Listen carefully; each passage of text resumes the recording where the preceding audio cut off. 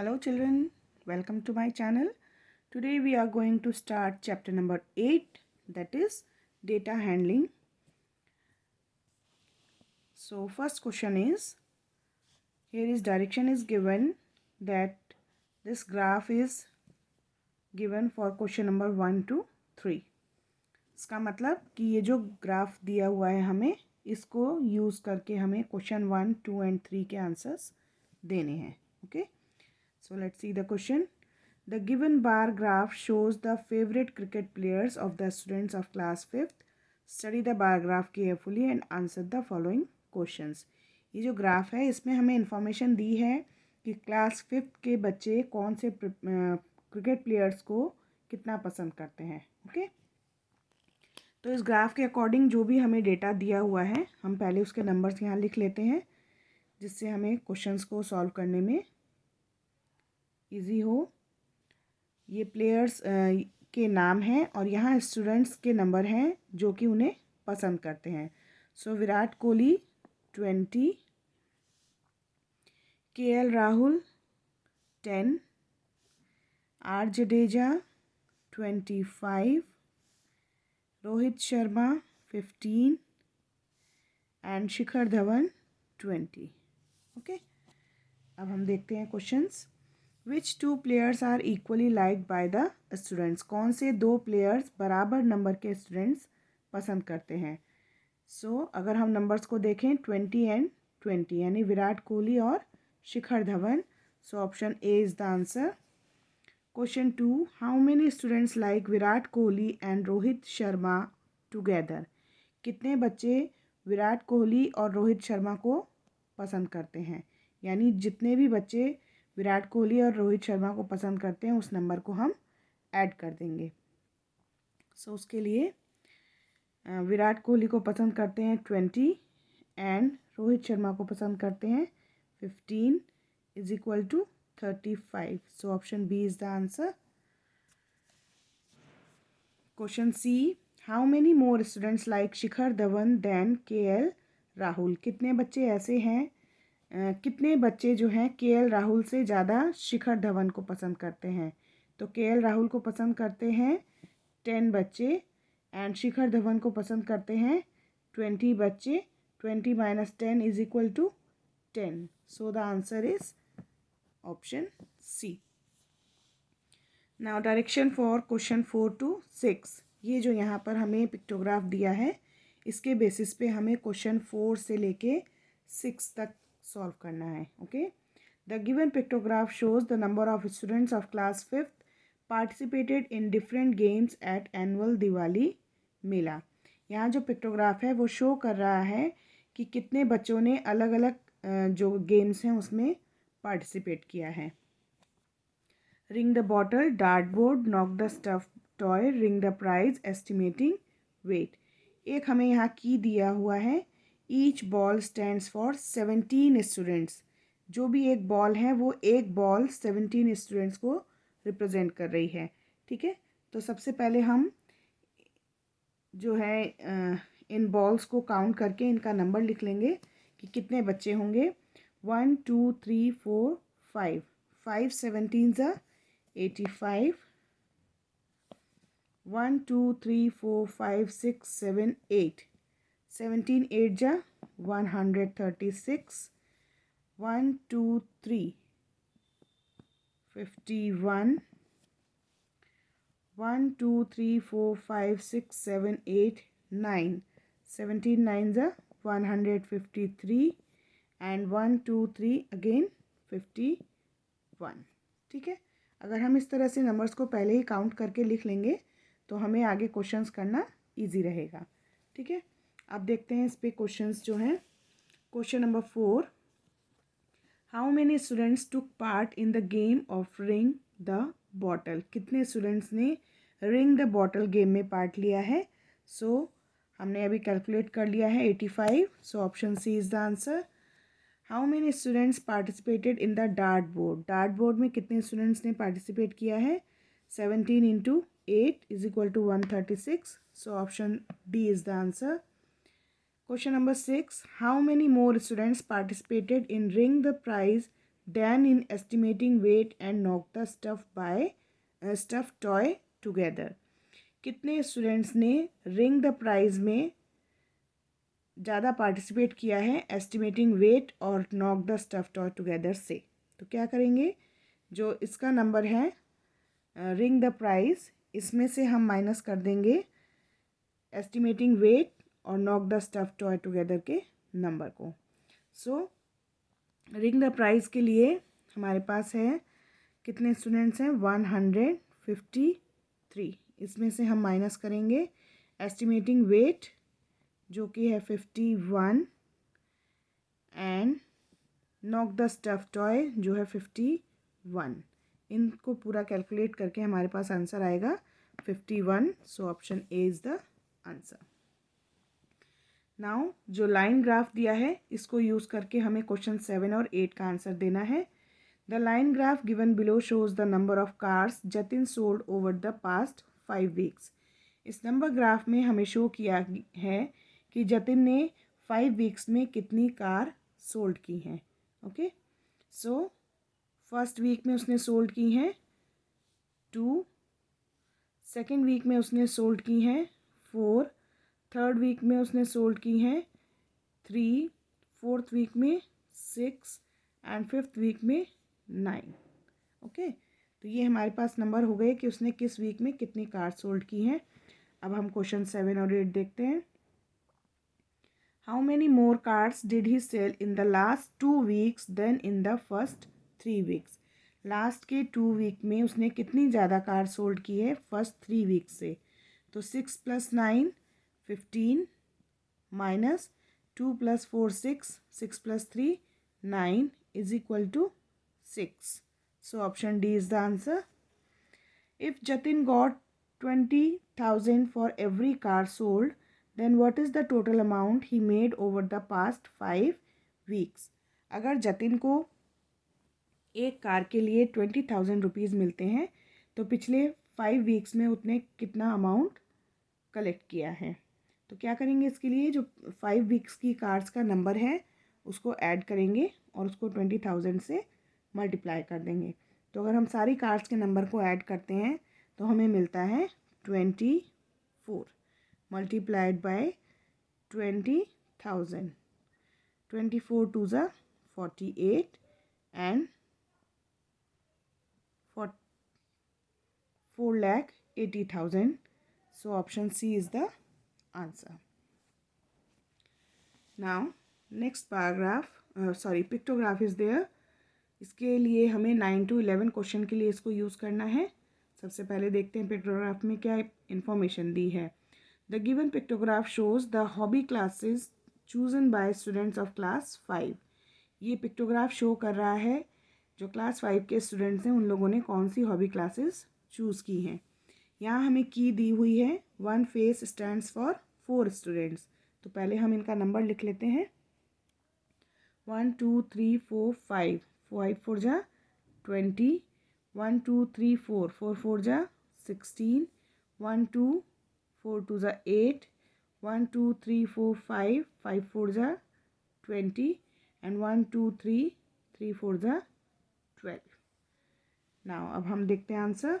How many more students choose dancing as their hobby class than the art and craft. Art and craft से कितने ज़्यादा बच्चों ने जो है डांसिंग को चूज़ किया है? तो आर्ट एंड क्राफ्ट में है 12 बच्चे एंड डांसिंग में है 16 बच्चे।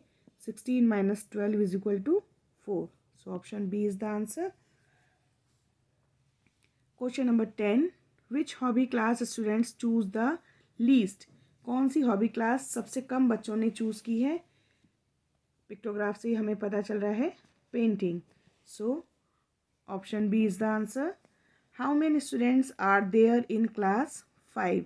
क्लास 5 में टोटल कितने स्टूडेंट्स हैं? इसके लिए हमें क्या करना है, सारे फेसेस को हम काउंट करेंगे और सारे फेसेस को काउंट करने के बाद उसको 4 से मल्टीप्लाई कर देंगे। ओके, दो तरीके हैं, या तो हम इसको ऐड कर दें जो हमने नंबर्स फाइंड आउट किए थे, या फेसेस को काउंट करके उसको 4 से मल्टीप्लाई कर दें। सो 1 2 3 4 5 6 7 8 9 10 11 12, 13, 14, 15, 16, 17, 18, 19. So 19 into 4 is equal to 76. So option D is the answer. Now next direction for question number 12 to 14. The given line graph shows the number of burgers sold on 5 consecutive days of a week. Study the line graph carefully and answer the following question.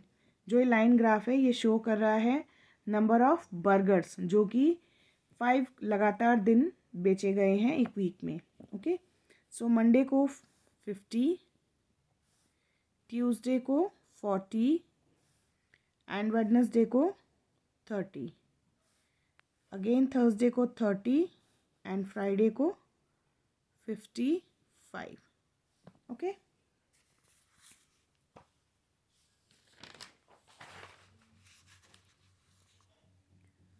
now question number 12. How many less burgers were sold on Thursday than on Monday?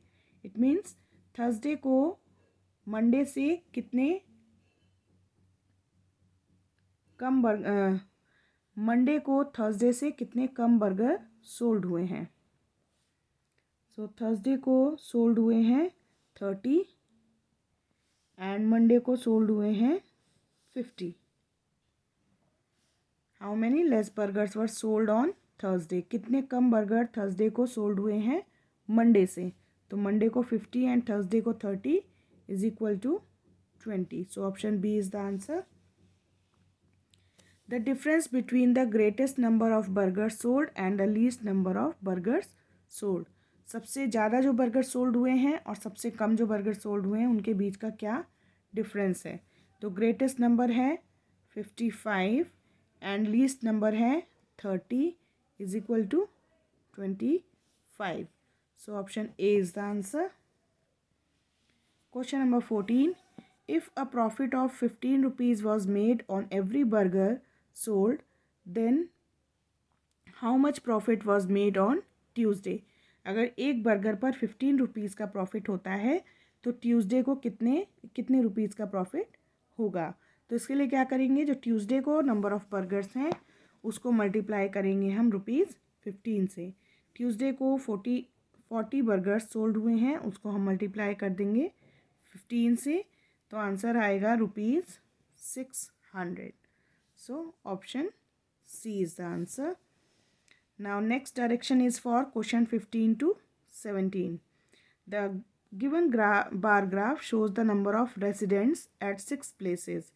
जो next bar graph हमें है दिया हुआ है वो show कर रहा है उन नंबर्स को. नंबर ऑफ रेसिडेंट्स मीन्स जो लोग वहाँ रहते हैं.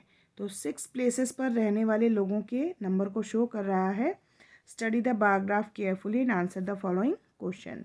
उसको ध्यान से देखकर हमें आगे के क्वेश्चंस आंसर करने हैं. सो ये बार ग्राफ यहाँ दिया हुआ है. ये 6 प्लेसेस हैं: Gurgaon, Harinagar, Lajpat Nagar, Queens Town, China Town and Noida. कहाँ पर कितने लोग रहते हैं ये हमें बार ग्राफ में शो किया हुआ है. तो देखते हैं. गुड़गांव में है 3,500. हरिनगर में है 4,100.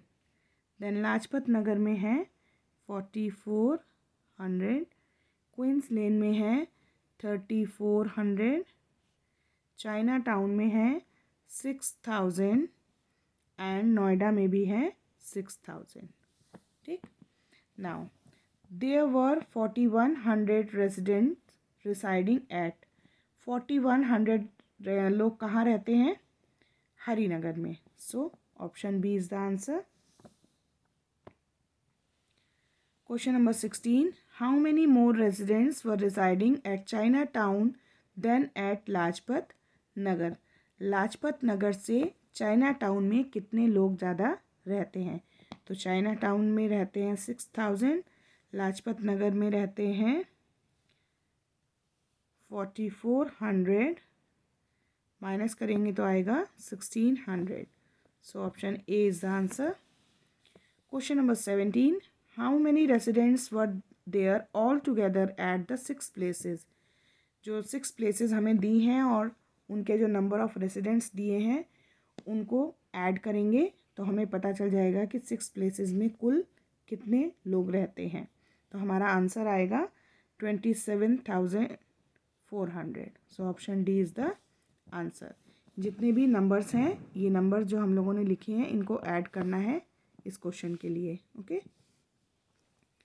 Now next direction is for question number 18 to 20. The given line graph shows the height of 5 students. Study the line graph carefully and answer the following question. यहाँ जो लाइन ग्राफ दिया है ये हाइट शो कर रहा है हमें इन 5 students की. ठीक है. तो पहले हम हाइट लिख लेते हैं. नक्श की है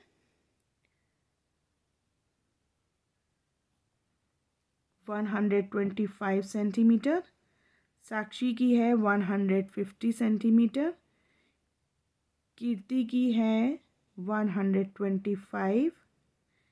साहिल की है 175 एंड मनीष की है 100. Okay. Now let's see the questions. How many students has height less than 150 centimetre. अगर हम देखते हैं तो 2 स्टूडेंट्स हैं जिनकी हाइट 3 स्टूडेंट्स हैं. नक्श की, कीर्ति की एंड मनीष की जो कि 150 सेंटीमीटर से कम है. So option B is the answer. Difference between the height of Sakshi and Manish. Sakshi की हाइट है 150 एंड मनीष की हाइट है 100. सो इनका डिफरेंस हुआ 50 centimetre. So option A is the answer. Which of the following students have same height. कौन से 2 students की same height है? वो है नक्श and Kirti. So option D is the answer. Now question number 21. The given line graph shows the amount of water used by Nitish from March two July. Express the amount of water used in June as a fraction of the total amount of water used. ये जो line graph है ये show कर रहा है कि नीतीश ने मार्च से जुलाई तक कितना वाटर यूज़ किया है. तो ये लीटर्स में दिया हुआ है. पहले हम यहाँ लिख लेते हैं. मार्च में 20, अप्रैल में 15, मई में 30, जून में 40 एंड जुलाई में 35. ओके. नाउ हमसे क्वेश्चन क्या पूछा है? Express the amount of water used in June as a fraction of the total amount of water. कि जून में जो उसने वाटर यूज़ किया है वो टोटल वाटर यूज़ का क्या फ्रैक्शन है ये हमें फाइंड आउट करना है. इट मीन्स टोटल के लिए हमें इन सबको ऐड करना होगा. तो आएगा 140. ओके. और जून का क्या है? 40. सो ये हमारा फ्रैक्शन है. अब हम इसको लोएस्ट फॉर्म में कन्वर्ट करते हैं. पहले इसको 10 से डिवाइड करेंगे तो आएगा 4/14. ओके. अब इसको और आगे हम कर सकते हैं 2 से. 2 2 ज़ा 4 एंड 2 7 ज़ा 14. So here is the answer. So option C is the answer. Question number 22. 4 balls A, B, C and D are placed inside a container, one after another. The given bar graph shows the weight of the container when empty and when different balls are placed in it. Which ball is the heaviest? 4 balls हैं A, B, C and D जिनको कि एक एक करके container में रखा जा रहा है और बार ग्राफ शो कर रहा है कि जब कंटेनर खाली था और उसके बाद जब एक एक बॉल उसमें रखते गए तब का. हमें बताना है कि कौन सी बॉल हैवीएस्ट है. इसके लिए हमें जो ये बार ग्राफ दिया हुआ है इसको बहुत ध्यान से देखना है. इसमें क्या बताया है? ये कंटेनर का वेट है जब वो खाली था. ओके. ये कंटेनर का वेट है जब उसमें ए बॉल रखी गई. ये वेट है जब उसमें ए और बी बॉल रखी गई.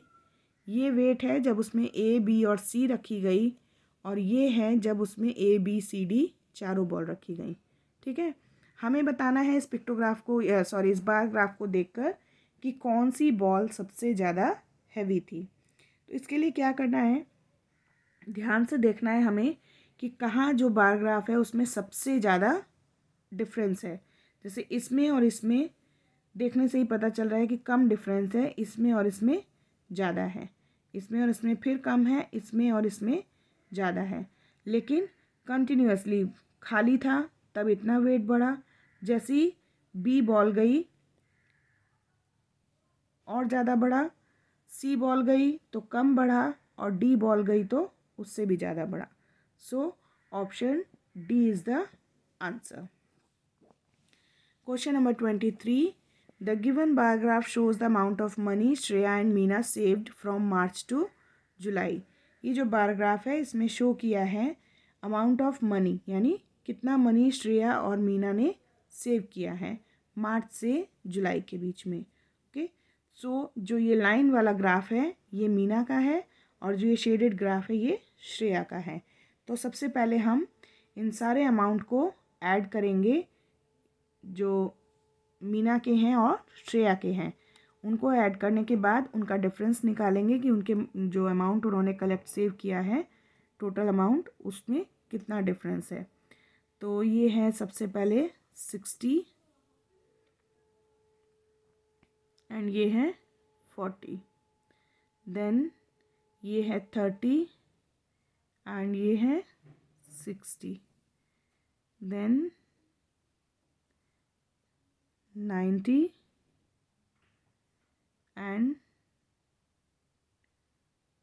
70, again 90 and 100, 120 and 110। ओके, तो इसके लिए हमें क्या करना है, सबसे पहले हम मीना का जितना अमाउंट है उसको ऐड कर लेंगे। 60 प्लस 30 प्लस 90 प्लस 90 प्लस 120 जो होगा 390।